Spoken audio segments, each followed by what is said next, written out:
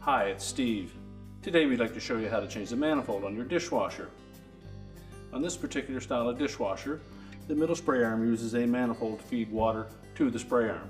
If it's cracked or broken, you won't get a good wash. It's a really easy job to change though, so let me show you how we do it. Now to do this repair, we'll need to remove the upper rack, so take all of the items off of that rack.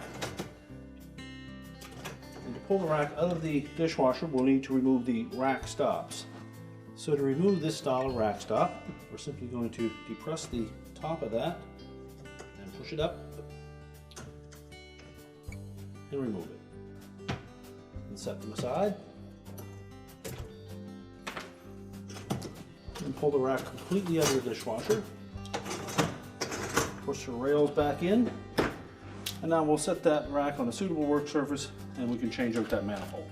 So with the rack upside down, we'll remove the single screw that secures that manifold to the spray arm bearing or bushing.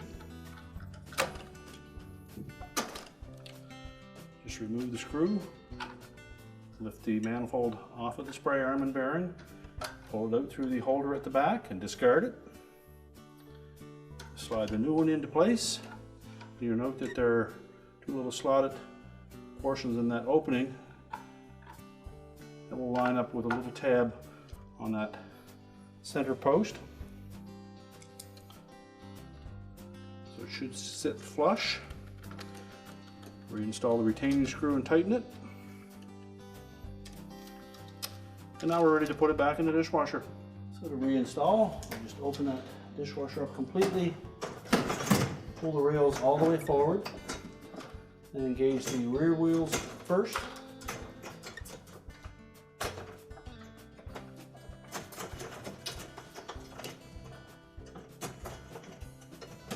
Slide the rack completely into the dishwasher, and we'll take our rack stops and we'll put the portion that has the locking tab on it on the very top.